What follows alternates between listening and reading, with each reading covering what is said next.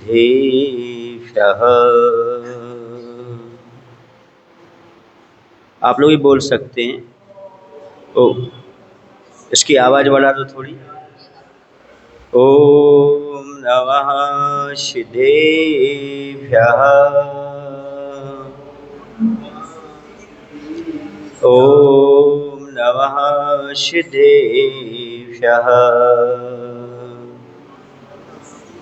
मंगलम भगवान वीरो मंगलम गौतमो गणी मंगलम कुंद कुंदाद्यो जैन धर्मोस्तु मंगलम जैन धर्मोस्तु मंगलम। बोले देवाय देव श्री आदिनाथ भगवान की, आचार्य कुंद कुंद महाराज की, आचार्य गुरुदेव श्री विद्यासागर जी महाराज की, आचार्य समय सागर जी महाराज की।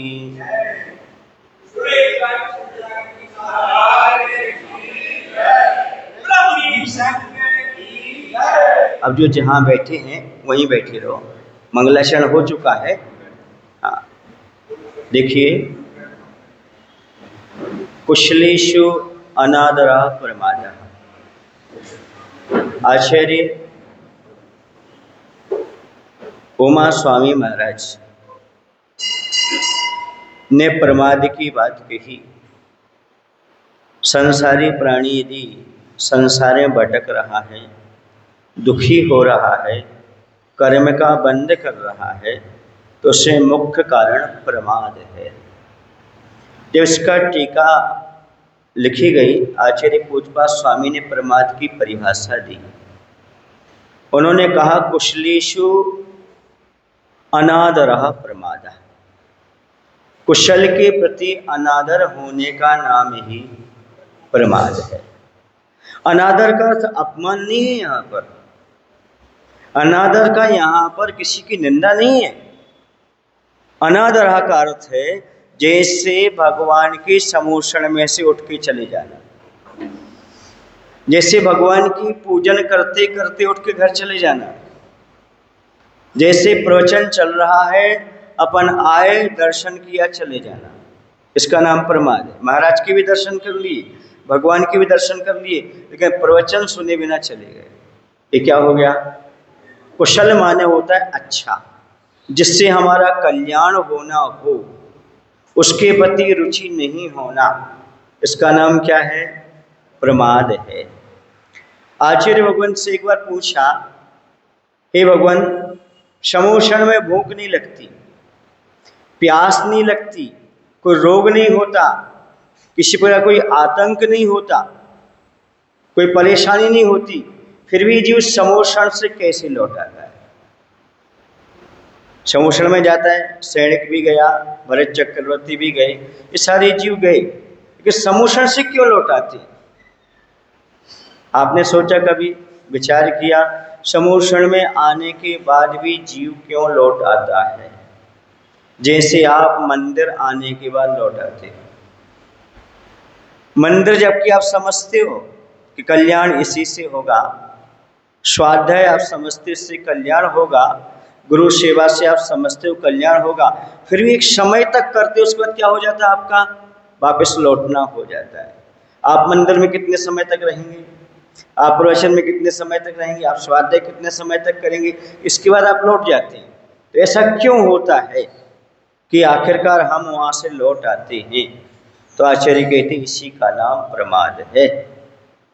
समझ गए? समूषण में कोई कमी नहीं है, प्रमाद का उदय आता है और जीव समूषण से लौट करके अपने घर चला जाता है, इसी का नाम प्रमाद है। समझ आ रहा ना आपको? प्रमाद का अर्थ यहाँ सोना मत ले लेना, प्रमाद का अर्थ यहाँ आलस्य मत लेना, प्रमाद का अर्थ है अच्छे कार्य करते हुए छोड़कर आ जाना। भले आपने वो पूर्ण कर लिया, जैसे आप पूजन कर रहे थे, आपने पूजन कर लिया और अपने घर चले गए, अब बताओ क्यों चले गए आप घर? प्रमाद का उदय। समझ आ रहा है आपको कि नहीं आ रहा? उत्साह अपने आप में अलग होता है। प्रमाद का दूसरा हम पक्ष लें, उसका नाम होता है उत्साह। उत्साह के माध्यम से ही जीवन में सब कुछ होता है। कहते जिसके जीवन में उत्साह होता है उसके जीवन में हर दिन उत्सव होता है। हर दिन उत्सव है। यदि आप उत्साह के साथ करते हो तो हर दिन आपका उत्सव बन सकता है, प्रत्येक दिन उत्सव हो जाता है। आप जब जन्माभिषेक के, इसको उत्सव कहा गया। जन्माभिषेक को क्या कहा गया? महामहोत्सव कहा गया। ये कोई सहज क्रिया नहीं है, बल्कि इसे महान उत्सव के रूप में आचार्यों ने, भगवंतों ने स्वीकार किया है। क्यों कहा है? क्योंकि प्रमाद को छोड़ करके आया हुआ है, और प्रमाद कर्म बंध में एक प्रत्यय है। जितना प्रमाद होगा उतना कर्म का बंध होगा, और जितना उत्साह होगा उतना कर्म बंधन से आप बचते चले जाएंगे। नियम। हाँ, ये ताली बजाना भी उत्साह है। क्या है? ताली बजाना भी उत्साह है, यानी अच्छी चीज की अनुमोद न करना। क्या करना? अच्छी चीज की अनुमोद न करना भी उत्साह है। अंदर आपकी रुचि बताती है उत्साह कैसा होता है। यदि आप चाहते हो कि हमारे जीवन में उत्सव आ जाए तो किसके साथ कार्य करो? उत्सव के साथ करो। छोटा काम करो पर उत्साह के साथ करो। एक पूजन करो, उत्साह के साथ करो।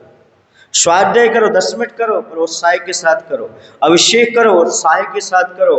जो कुछ क्रिया करते उत्साह के साथ करो, फिर देखना आपका पूरा जीवन उत्सव के रूप में परिवर्तित हो जाएगा। आपको कहीं उत्सव मनाने की आवश्यकता नहीं है। उत्सव हमारे जीवन में, उत्सव हमारे अंदर है। आचार्य कहते हैं जैसे आनंद बाहर से नहीं लाना, हमारे आत्मा में विद्यमान है, बस उसे महसूस करना है। उसी प्रकार से हमें उत्सव कहीं नहीं लाना। हमें उत्सव मतलब अपने जीवन में उत्साह जगाना है, और जिसके जीवन में उत्साह जाग गया समझो उसके जीवन में क्या आ गया? उत्सव हो गया, महोत्सव हो गया। और जहाँ पर वो हतोत्साहित हो गए वहाँ पर समझो सब कुछ समाप्त हो गया। एक बार की बात है, पुराने जमाने में एक राजा था। वह जो राजा था उसका एक हाथी था। वह हाथी वृद्ध हो चुका था और वह एक दलदल में फंस गया। समझ गए आप लोग कि नहीं? आप वृद्ध हैं, आप तो दलदल में नहीं फंसे। हमारा संसार का दलदल तो है ही। संसार में के दलदल में से बड़ा कोई दलदल नहीं होता। उस दलदल से निकला जा सकता है, लेकिन संसारी दलदल से निकलना बहुत मुश्किल होता है। बहुत खतरनाक है दलदल। जो एक पैर अंदर रखते हैं दूसरा पैर उठाते हैं, वो अंदर और चला जाता है। फिर वह उठाते ही रखते हैं और वजन पड़ता है एक पैर पर और अंदर धंसते चले जाते हैं। ऐसे संसार के दलदल में हम निरंतर क्या करते जाते हैं? धंसते चले जाते हैं। अब उसे निकालने का बहुत प्रयास किया गया। बड़ी बड़ी जंजीरें लाई गई, बड़े बड़े और भी उपक्रम अपनाए गए, लेकिन हाथी को कोई क्या नहीं कर पाया? बाहर नहीं निकाल पाया। क्योंकि उसने अपने आप को समझ लिया, मैं दुर्बल हूँ, मैं वृद्ध हूँ, मैं बाहर नहीं निकल पाऊंगा, अब तो मेरा जीवन इसी में समाप्त होगा। आप लोगों को तो नहीं लग रहा है ऐसा? अब घर गृहस्थी में जीवन समाप्त हो जाएगा, बाहर निकल पाएंगे कि नहीं, संलिग्ना ले पाएंगे कि नहीं, दीक्षा ले पाएंगे कि नहीं, आत्म कल्याण कर पाएंगे कि नहीं? ऐसा अंदर भाव हो रहा कि नहीं हो रहा? कुछ बताओ। उस दलदल में ही निकलना है पूरा। बोलो जल्दी। ये दलदल में निकलना हो तो कोई उपदेश की आवश्यकता नहीं है, यदि बाहर निकलना हो तो उपदेश की आवश्यकता है। समझ आ रहा? और आपने सोचा नहीं अब तो जितना था हो गया, बहुत सारी जिंदगी निकल गई, अब थोड़ी सी बची है, जैसे तैसे निकल ही जाएगी। तो क्या मनुष्य जीवन इसलिए लिया था अपन ने? बता चेतन क्या किया तूने अपने लिए, बता चेतन क्या किया तूने अपने लिए। था मनुष्य जन्म क्या पेट भरने के लिए? था मनुष्य जन्म क्या पेट भरने के लिए? अरे पेट भरना तो पशु पक्षी भी जानते हैं, फिर तू क्यों मनुष्य बना? कलंक लगाने के लिए। सुनाई दे रहा आपको? पर हमें कैसे सुनाई देगी? आपको सुनाई दे रहा है? हमें कैसे सुनाई देगा कि आपको सुनाई दे रहा है? अब सुनाई दिया कि आपको सुनाई दिया। मैंने ये उत्साह की बात कह रहा हूँ। किसकी? कोई चीज का उत्साह के साथ करो। एकदम ऐसे मत सोचो कि भार है जबरदस्ती सुनना पड़ा, नहीं, आनंद आना चाहिए। जैसा भोजन में आनंद आता है वैसे पूजन में आना चाहिए, जैसा गपशप में आनंद आता है वैसे स्वाध्याय में आना चाहिए। फिर देखो जीवन में कितना आनंद आएगा। आप गपशप करने बैठ जाओगे तो आधा घंटा कब निकल जाता मालूम नहीं पड़ता। इसी स्वाध्याय में कब 1 घंटा निकल गया आपको मालूम ना पड़े तो समझना आप थोड़े प्रमाद से ऊपर उठ रहे हैं, आत्म कल्याण के लिए आप इच्छुक हैं। क्योंकि भैया पूजन तो पूजन है, बुरा नहीं मानना, पूजन अच्छी चीज है, उससे अच्छी चीज स्वाध्याय। क्यों है? क्योंकि स्वाध्याय से अपने आत्मा की कमजोरी मालूम पड़ती है और अपने आत्मा में कितनी शक्ति है वही भी मालूम पड़ती है। वर्तमान में हमारी आत्मा कितनी कमजोर बनी हुई है ये अनंत शक्ति के धनी होने के बाद मालूम पड़ती है। हमारा कितनी शक्ति है? अनंत शक्ति है। लेकिन वर्तमान में हम कैसे बने हुए हैं? बोलो ना। ऐसा लग रहा है कि हमारे पास क्षमता नहीं है, हम तो वृद्ध हो गए हैं, हम तो कुछ कर ही नहीं पाएंगे, हम तो लाचार हो गए हैं, हमारा शरीर साथ नहीं देता। याद रखो, शरीर कभी किसी का साथ नहीं देता, कभी किसी का नहीं दिया शरीर। शरीर से तो काम लेना पड़ता है। शरीर ऐसा तो नहीं महाराज का शरीर कुछ अलग हो, आपका शरीर कुछ हो। वर्तमान में सैनन आपके पास भी वही हीन है और वही हीन सैनन महाराज के पास है। मत अंदर की शक्ति को पहचानने की आवश्यकता है। जो अंदर की शक्ति को पहचान जाता है वही कल्याण कर पाता है। याद रखना, आत्मविश्वास वाला और आत्म पुरुषार्थ वाला ही आत्म कल्याण कर सकता है। आत्म कल्याण करने के लिए आत्म पुरुषार्थ चाहिए, आत्मविश्वास चाहिए। जो अपने आप पर विश्वास नहीं रख सकता, जो आत्मा का पुरुषार्थ नहीं कर सकता, वो कभी अपने जीवन में कल्याण नहीं कर सकता। कल्याण करना चाहते हो तो सबसे अच्छा तरीका है आत्म पुरुषार्थ करो, आत्मविश्वास करो, जीवन में उत्साह जगाने का प्रयास करो। फिर मालूम क्या हुआ?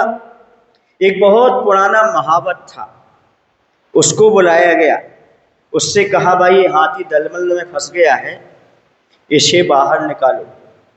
बोले बताओ हम क्या चीज़ लाएं? बोले कुछ भी नहीं लाना। बोले कैसे निकाल लोगे? बोले एक चुटकी में निकाल दूंगा मैं बाहर। अरे हजारों लोग परेशान हो गए, उस दलदल से उस हाथी को नहीं निकाल पा रहे और आप कह रहे मैं चुटकी में निकाल दूंगा। बोले हाँ। याद रखना बंधु, अनुभवी व्यक्ति जो होते ना, पवन कुमार जी सुने ना, उनकी एक एक झुर्री पर हजार हजार अनुभव होते हैं। कितने अनुभव होते हैं? हजार। दिलीप जी कितने होते हैं? हजार हजार अनुभव होते हैं। इसलिए बुजुर्गों की सलाह यदि युवक लेके चलते हैं तो अपने आप समाज में उत्साह आ जाता है। उत्साह लाने की आवश्यकता नहीं होती, बुजुर्गों की सलाह लेते जाओ, युवा लोग काम करते जाओ, अपने आप बड़े माँ सलाह देंगे और काम कौन करेंगे? युवा करेंगे। यहाँ युवाओं की कमी दिख रही, इसलिए कह रहा हूँ यदि युवा लोग आगे आ जाएंगे उत्साह जाग जाएगा। सुरेंद्र भाई, पंडित जी, हाँ, यदि वो युवा आ जाते हैं तो याद रखना युवाओं के पास जोश होता है। क्या होता है? और बुजुर्गों के पास होश होता है। जब होश और जोश ना मिले तो अफसोस होता है। होश और जोश ना मिले तो अफसोस होता है, लेकिन यदि होश और जोश जुड़ जाए तो एक इतिहास रच जाता है। इसलिए बुजुर्ग होश में रहते हैं और युवा कैसे रहते हैं? जोश में रहते हैं। दोनों को मिला लो, दोनों मिल जाएंगे तो आपके यहाँ चतुर्मास बहुत बढ़िया संपन्न हो जाएगा। बस होश तो है, जोश भी चाहिए। क्या चाहिए? जोश भी चाहिए, उत्साह भी चाहिए।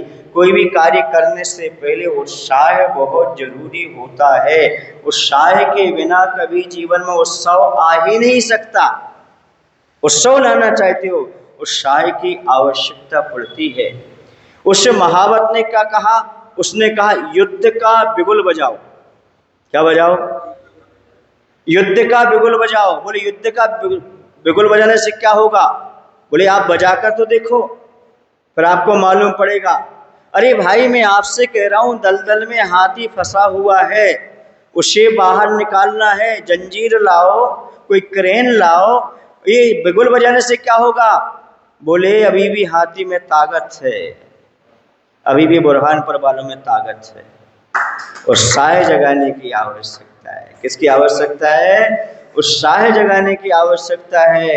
बस जैसे ही उसने बिगुल बजाया, बिगुल बजाते ही उसे युद्ध की याद आ गई। किसको? हाथी को। हाथी ने अपनी पूरी ताकत लगाई, दलदल से बिना सपोर्ट के बाहर निकल करके आ गया। बस इतना ही काम करना है अपनी समझ में। जो हम अभी राग देश की दलदल में फंसे हुए हैं, जो हम मोह की दलदल में फंसे हुए हैं, आपसी विवाद की दलदल में फंसे हुए हैं, उससे बाहर निकल आओ, उत्साह जगाओ, अपने आप आपके जीवन में आनंद आ जाएगा। यही करने की आवश्यकता है। समझ गए? क्या बजाने की आवश्यकता है? बिगुल। लेकिन बिगुल उसके कान तक तो पहुंचे। कहां तक पहुंचे? बोलो भाई। हाथी के। वैसे यहां लोग आएंगे तो उनके कान तक पहुंचेगा, नहीं आएंगे तो कहां कान तक पहुंचेगा? समझ आ रहा है आपको? नहीं आ रहा है? बिगुल बजाने के लिए मैं बैठा हूं, बस उनको कान खुलवा दो, काम बन जाएगा। इसमें ताली अच्छी नहीं बजाई यार। मैं नहीं चाहता आप पूरे 23 घंटे दुकान खोलना, ऑफिस पर जाना, पर जिस समय हमारी दुकान खुले जब कान खोल लेना। नहीं है समझ में? दुकान समझ गए? जब 1 घंटा प्रवचन चले तब सब यहाँ आ जाओ, बाकी आप 23 घंटे दुकान चलाते रहो, कोई बात नहीं। फिर हमें मालूम दोपहर में तो स्वाध्यायशील ही आएंगे। दोपहर में यदि क्लास चलेगी, आज ठीक 3:30 बजे स्वाध्याय होगा। कितने बजे होगा? कोई आएगा स्वाध्याय में? आता है स्वाध्याय में कि नहीं आते? तो 3:30 से 4, ज़्यादा नहीं, आधा घंटा स्वाध्याय होगा। जिसको आना है सो आ सकता है, ठीक है ना? 4 के बाद हो सकता है हम उस जिनालय के दर्शन करने भी जा सकें। कहाँ? एक जिनालय और है ना? हाँ, समझ गए ना? जिनको चलना है उसको तो चल सकते हो। तो उत्साह की आवश्यकता है। किसकी आवश्यकता है जीवन में? उत्साह। क्या होता है, बहुत दिनों तक साधु नहीं आते तो उत्साह क्या हो जाता है? ठंडा हो जाता है। जो साधु आते तो धीरे धीरे अपने आप उत्साह आता चला जाता है। मन बनाने की आवश्यकता है। किसकी आवश्यकता है? अच्छा ये बताओ, आप लोगों की चातुर्मास की भावना है कि नहीं है? बोलो, चातुर्मास की भावना है? कितने लोगों को जरा हाथ ऊपर करके दिखाओ। इनकी नहीं है? बोलो। यदि भावना है तो उसमें उत्साह भरने की आवश्यकता है। देखो, गाड़ी हमारे पास हो, लेकिन यदि पेट्रोल ना हो तो? बोलो भाई। डीजल ना हो तो? गैस ना हो तो? इलेक्ट्रिक से वो चार्ज ना हो तो? सब बता दें ना, सब प्रकार की गाड़ियां हैं आजकल। डीजल वाली भी है, पेट्रोल वाली भी है ना, सीएनजी वाली भी है और इलेक्ट्रिक वाली भी है। अब इसमें ये ईंधन जो होता है, ईंधन समझ गए ना? चाहे वो पेट्रोल हो, चाहे वह तुम्हारा डीजल हो, चाहे कुछ भी हो, उसमें ये पेट्रोल होता है, ईंधन होता है तो गाड़ी चलती है। बस जैसे गाड़ी को चलाने के लिए पेट्रोल की आवश्यकता पड़ती है, डीजल की आवश्यकता पड़ती है, गैस की आवश्यकता पड़ती है, इलेक्ट्रिक की आवश्यकता पड़ती है, वैसे जीवन को आगे बढ़ाने के लिए उत्साह की आवश्यकता पड़ती है। उत्साह हो जाता है तो सब काम अपने आप हो जाता है। बस उत्साह जगाने की आवश्यकता है। आज तक हमने सब कुछ किया, उत्साह नहीं जगाया। 100 चतुष्टय को आगे नहीं किया हमने, पर चतुष्टय में पड़े रहे हम। पर चतुष्टय में हमारे लिए समोषण भी मिल गया, पर 100 चतुष्टय को नहीं जगाया हमने। अपने द्रव्य क्षेत्र काल भाव आदि को बढ़ाने का प्रयास नहीं किया, इसलिए हमारा कल्याण नहीं हुआ। ऐसा नहीं है कि हमें समोषण ना मिला हो, अनादिकाल से भटक रहे हम संसार में। ऐसा नहीं हमें साधुओं का सानिध्य ना मिला हो, सब मिला, पर हमने 100 चतुष्टय को जगाने का प्रयास नहीं किया। अपने आप को, अपनी आत्मा को प्रबल बनाने का प्रयास नहीं किया। उसी का दुष्परिणाम है कि आजकल हम कहाँ भटक रहे हैं? संसार में। पक्का? ये विश्वास किसको है? बहुत कम लोगों को हम भटक रहे हैं। लोग तो समझ रहे हैं हम यात्रा कर रहे हैं, लोग तो समझ रहे हैं हम जीवन जी रहे हैं, लोग तो समझ रहे हैं हम सही रास्ते पर चल रहे हैं। उन्हें अभी ज्ञात ही नहीं कि हम भटक रहे कि चल रहे हैं। चलना अलग होता और भटकना, चलने में उतनी थकान नहीं होती जितने किस में होती है? भटकने में होती है। हम अनादिकाल से थके हुए हैं क्योंकि हम चल नहीं रहे, हम वास्तव में भटक रहे हैं। आप कोई भी कार्य कर लेना, उत्साह के बिना करना, आप 5 मिनट में थक जाओगे। और कोई भी कार्य करना, आप 2 घंटे 3 घंटे करना, उत्साह के साथ करना, दिन भर भी करना, तो अभी नहीं थकोगे, क्योंकि आपके जीवन में उत्साह है। उत्साह जागता है तो थकान समाप्त हो जाती है, और ये उत्साह नहीं जागता तो कभी थकान समाप्त होने वाली नहीं। यदि थकान समाप्त करना चाहते हो, उत्साह जगाओ। उत्साह जगाओगे, थकान समाप्त हो जाएगी, रुचि पैदा होगी, सारे कार्य अच्छे होंगे। प्रारंभ में जो यात्रा होती ना, आपको बताए ना, एक कदम से प्रारंभ होती है। यदि मैं सोचता कि महाराष्ट्र पूना से मुझे चलना है, तो कितना चल पाऊंगा? क्या बुरहानपुर आ सकता था क्या? यात्रा तो एक कदम से ही प्रारंभ की होगी ना, एक कदम ही आगे बढ़ाया होगा ना, बोलो ना। प्रत्येक यात्रा 1000 किलोमीटर की हो तो भी एक कदम से प्रारंभ होती है। वैसे चातुर्मास आदि की शुरुआत भी 25 लोगों से ही होती है। समझ आ रहा है आपको? नहीं, पर धीरे धीरे धीरे धीरे धीरे बढ़ते बढ़ते काम होता चला जाता है। बस क्या जगाने की जरूरत है? बोलो ना।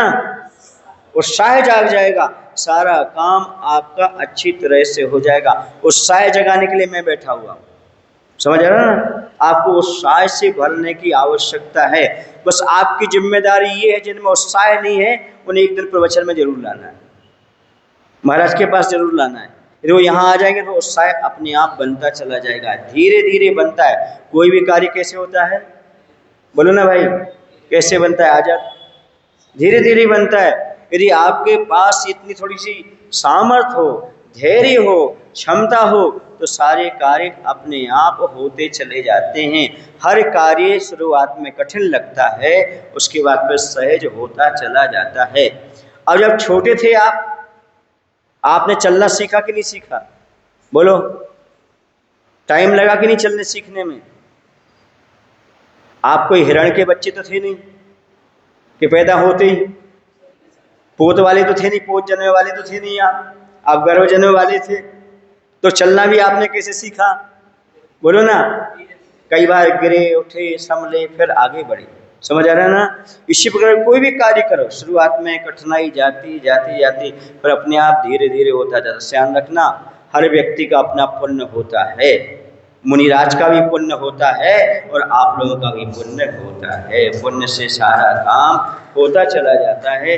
बस थोड़ा सा क्या जगाने की आवश्यकता अपने जीवन में? उत्साह के बिना कभी जीवन में कोई भी कार्य अच्छे से नहीं हो सकता। जो भी कार्य आप करो उत्साह के साथ करो, वो आपके घर में उत्सव हो जाता है। जहां पर 50 लोग खड़े होते हैं कि भाई यहाँ कोई उत्सव मनाया जा रहा है क्या? क्या? क्योंकि क्या दिख रहा है वहां पर? उत्साह दिख रहा है। तो क्या कहते हैं यहाँ पर, क्या दिख रहा है या क्या मनाया जा रहा है? भैया उत्सव मनाया जा रहा है। इसलिए अभिषेक में जब भीड़ होती है तो कहते हैं इसे उत्सव बोलते हैं। क्या बोलते हैं? उत्सव होते हैं। जो सामूहिक लोग आकर के उत्साह के साथ भगवान की भक्ति पूजन अर्चन करते हैं तो उसके लिए कहा है जन्माभिषेक उत्सव। क्या कहते हैं आप लोग?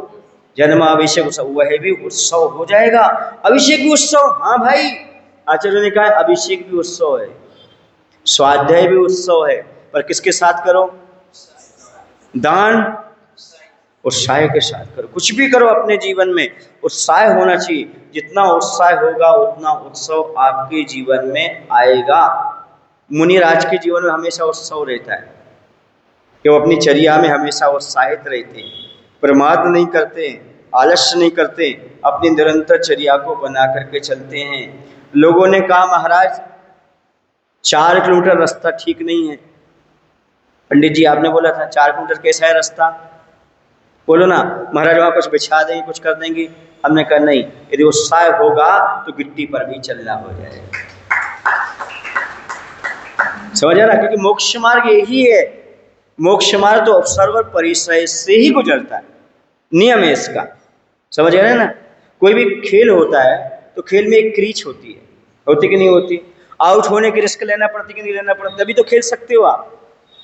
सामने वाले को सहन करने की क्षमता हो तभी तो खेल सकते हो। और आपको भाई खेल में कोई रिस्क ना हो तो फिर खेल किस काम का? ऐसे जीवन में कोई रिस्क ना हो तो जीवन कोई काम का नहीं। यदि समस्या नहीं है तो जीवन में फिर क्या है? कुछ भी नहीं है।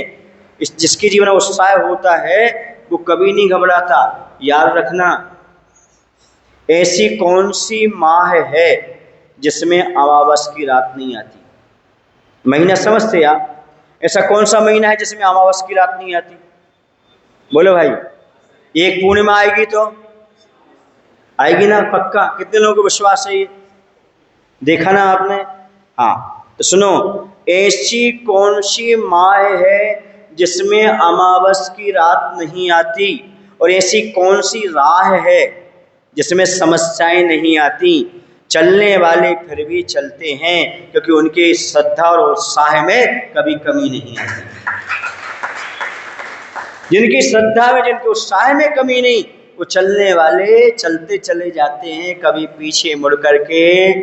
एक बार जो सोच लिया तो सोच लिया, एक बार जो वचन दे दिया सो दे दिया, करना है सो करना है, उत्साह के साथ करना है। समझ आ रहा है आपको? नहीं, कार्य करो, मन से करो, मन भर के करो। सुन रहे आप लोग की नहीं? मन भर करो, अच्छी तरह से करो। उत्साह के साथ जो कार्य होता है उसका आनंद कुछ अलग ही आता है। समझ आ रहा है आपको कि नहीं आता है? भूख पैदा करने की आवश्यकता है, फिर कैसा भी भोजन हो रुच जाता है, और भूख ना हो तो बोलो ना भाई। हाँ, खाने और खिलाने वालों में दोनों में उत्साह होना चाहिए। खाने वाले में भी उत्साह हो और खिलाने वाले में भी उत्साह हो, दोनों में उत्साह होता है तो अपने आप आनंद आता चला जाता है। इसलिए अपने जीवन में कुछ हो या ना हो, मैं तो ये कहता हूँ उत्साह होना चाहिए। उत्साह होता है तो अच्छा होता चला जाता है। जैसे आप रास्ते में चले जा रहे हो, अच्छी सड़क मिल जाती है तो चढ़ने का भाव हो जाता ना। यदि आप हतोत्साह थोड़ा चलते चलते, लेकिन रोड अच्छी दिख जाए तो चलने का भाव हो जाता है। मान लो आपकी भूख नहीं है, लेकिन अच्छा भोजन दिख जाए तो खाने के भाव हो जाते हैं। बोलो ना भाई। हाँ, और प्रवचन सभा में लोग बैठे हो तो प्रवचन के भाव हो जाते हैं। समझ गया नहीं? ऐसी आत्म कल्याण की इच्छा हो तो सब काम अपने आप होते चले जाते, उत्साह अपने आप जागता चला जाता। बस आत्म कल्याण की भावना होना चाहिए। हमारा उद्देश्य और कुछ ना हो, हे भगवान, चाहे हम पूजन करें, चाहे हम स्वाध्याय करें, चाहे हम माला फेरें, जाप मंत्र आदि करें, चाहे हम दान करें, चाहे प्रवचन सुने, बस हमारा कल्याण होना चाहिए। ऐसा भाव अपने जीवन में रख करके चलो। जो आत्म कल्याण की भावना पैदा करता है उसे सब कुछ अपने आप प्राप्त होता चला जाता है। प्राप्त करने की आवश्यकता नहीं पड़ती। एक बार इसे जागृति पैदा करो, एक बार सोचो मैं कौन हूँ। जैसे दलदल में फंसी हुई हाथी ने सोचा था, अरे मैं तो हाथी हूँ, इस दलदल में कैसे फंस गया। बिगुल बजाया, युद्ध का उत्साह जागा, पुरानी चीज याद आ गई, उठ करके बाहर निकल आया। इसी प्रकार आप भी अपनी आत्मा की शक्ति को जगाओ। मेरे अंदर परमात्मा बनने की क्षमता है, बस ऐसा भाव पैदा करो, उत्साह अपने जीवन में अपने आप पैदा हो जाएगा। मैं कौन बन सकता हूँ? बोलो, मैं परमात्मा बन सकता हूँ।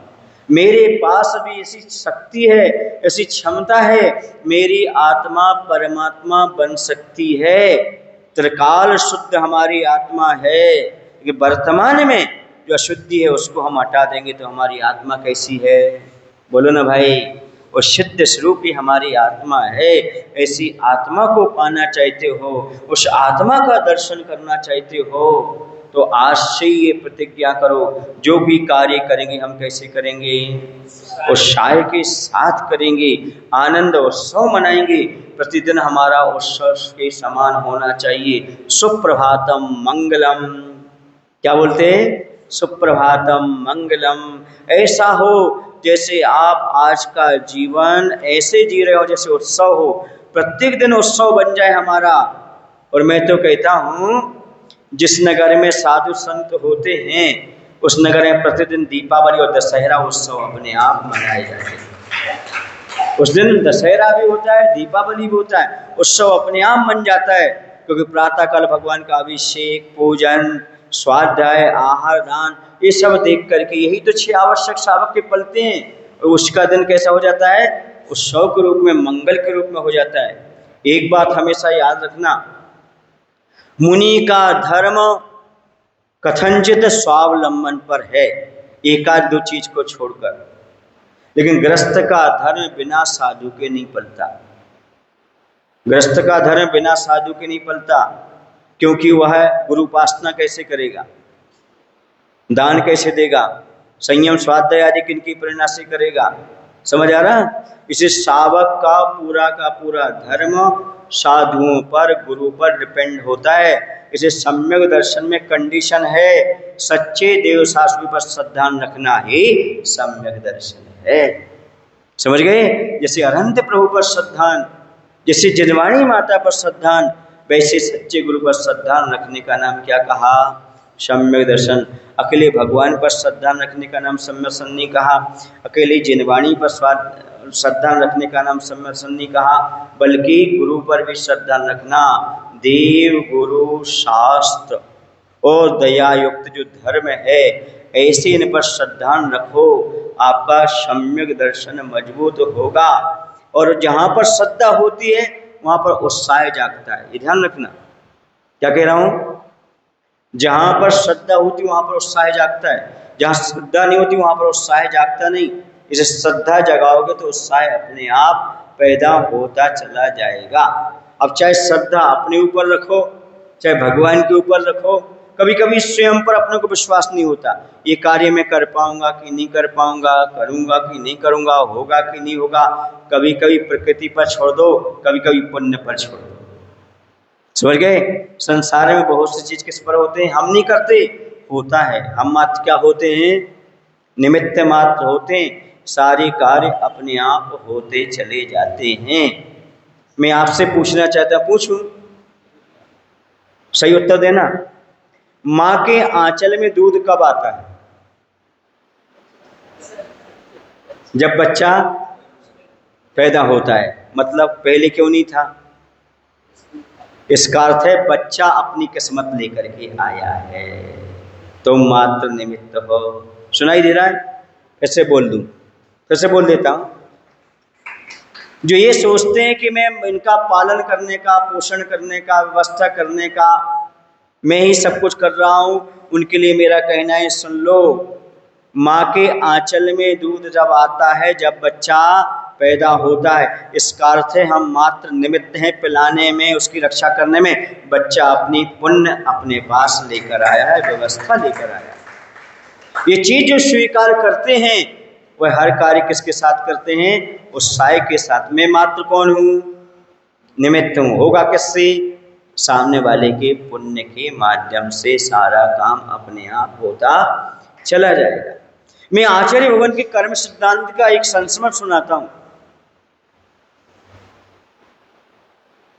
जब आचार्य का बिहार होता था तो पिछी कमल उठाया और बिहार कर दिया। आप सबको मालूम है अनियत बिहारी।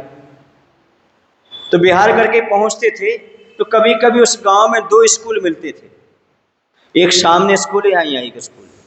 वहाँ व्यवस्था है ही नहीं ज़्यादा। एक स्कूल में महाराज ठहर जाते थे। उस समय हम लोग 48 महाराज थे। कितने थे? 48 महाराज थे उस समय। तो सामने चौके लग जाते थे। अब 48 महाराज 4 कमरों में कैसे आहार होंगे? मैंने एक बार आचार्य से पूछा, आचार्य जी आप पिछी कमर उठाते और चल देते हो, आप कभी संघ के बारे में नहीं सोचते? इतने सारे महाराज वहां, उनकी आहाचर्या कैसे हुए, क्या होगा? तो आचार्य मुस्कुरा करके बोलते हैं सबका अपना अपना पुण्य है, मैं कुछ नहीं करता। सबका अपना अपना पुण्य है, मैं कुछ नहीं करता, न मैं व्यवस्था करता हूँ ना कुछ देखता हूँ। सबका क्या है? अपने अपना, और पुण्य से सब होता चला जाता। उस दिन देखा मैंने आचार्य की भावना, आचार्य कर्म सिद्धांत कितना अटल है। यदि तुम्हारा पुण्य है तो जंगल में भी देवता आकर के नगर बसा करके आहार दे करके चले जाते। ये सब पुण्य पर आधारित होता है। समझ आ रहा है आपको कि नहीं? और आप लोग बोलते भी हो, दाने दाने पर लिखा है खाने वाले का नाम। और सुन लो, अब दूसरा सुन लो, दाने दाने पर लिखा है देने वाले का नाम। क्या अच्छे ताली बजाने समझ में आ जाए तो आपके ऊपर कह रहा हूं, दाने दाने पर लिखा है खाने वाले का नाम, लेकिन दाने दाने पर लिखा है देने वाले का नाम। हर किसी का दाना पानी नहीं लग सकता। जिसका पुण्य का उदय होगा उसी का दाना पानी सत्पात्र को पहुंच सकता है। सत्पात्र भी पंचम काल में मिलना बड़े दुर्लभ होते हैं। और जो बड़े पुण्यशाली जी होते हैं उन्हीं का दाना पानी वहाँ तक पहुँच पाता है, वही पुण्य के रूप में परिवर्तित होता है। मायने समझ में आ रहा आपको, नहीं आ रहा? इसलिए इस बात को भी ख्याल रखो कि सारी व्यवस्थाएं जो हैं धीरे धीरे होती चली जाती हैं, हम मात्र निमित्त होते हैं, पुण्य सब आता है और काम होता चला जाता है। इतना जो व्यक्ति समझता है, इतना व्यक्ति जो जानता है, वह हर कार्य कैसे करेगा? उत्साह के साथ करेगा। आप लोग पूजन में पढ़ते भी हो, वह मंद मधुर मुस्कान सदा चेहरे पर बिखरी रहती थी। आचार्य के चेहरे पर क्या रहती थी? हमेशा मंद मंद मुस्कान। क्यों? कोई विकल्प नहीं, सब हो रहा है, चिंता की कोई बात नहीं। अब वो सिकन कब आए? जब चिंता हो। सबका अपना पुण्य तो अपने आप होता, तो सिकन आने की आवश्यकता नहीं। ये भेद विज्ञान का परिणाम है। किसका परिणाम है? भेद विज्ञान का। अज्ञान का परिणाम है चेहरे को मुरझा देना, और भेद विज्ञान का अर्थ है चेहरे को फूल सा खिला देना। ये समझते ही भेद विज्ञान, यही तो भेद है, यही तो विज्ञान है। और कौन सा है? अरे भाई, सबका अपना अपना कर्म है, मेरे करने से कुछ होने वाला, मैं मात्र निमित्त। इतना भी तो समझो। आत्मा अलग है, शरीर अलग, इतना तो अपन बोल लेते हैं, समझ आ रहा कि नहीं? इतना भेद विज्ञान तो अपन समझ लेते हैं, पर ये भी समझो, मैं दूसरे का कर्ता नहीं हूँ, सबका अपने पुण्य से होगा, मैं मात्र कौन हूँ? निमित्त हूँ। इतना भाव यदि आ जाए तो व्यक्ति अपने आप में सब कुछ कर सकता है, सब कुछ जान सकता है। ये भी सोच ले, मेरा कल्याण मेरे द्वारा ही होगा, निमित्त भले कोई बन जाए, कल्याण तो किसके द्वारा होगा? मुझे ही करना है, अपनी आत्मा में ही करना है, आत्मा के द्वारा ही कल्याण होना है, ये पक्का है। चाहे तीर्थंकर का समूषण मिल जाए, चाहे सामान्य मिल जाए। देखो ना, मरीचि को समूषण मिला था आदिनाथ का, चला गया। शेर की पर्याय में दो मुनि रास्ते समझ गया। निमित्त बड़ा नहीं चाहिए, उपादान बड़ा चाहिए। समझ आ रहा कि नहीं? भगवान आदिनाथ के समूषण से भी भटका हुआ जीव मनुष्य पर्याय में है, भटक गया, और एक सामान्य शेर की पर्याय में मुनि राजों से संबोधन को प्राप्त हो गया। भवितव्यता जैसी होती जीव की, उस प्रकार से कार्य भी होते हैं। निमित्त ही मिलना बहुत महत्वपूर्ण नहीं है, उत्साह जगाइएगा, उपादान भी जगाने की आवश्यकता होती है। इतना ही मैं आज प्रवचन, पहला दिन है, पर्याप्त समझता हूँ। बोले महावीर भगवान की। आचार्य गुरुदेवों से विद्यासागर जी महाराज।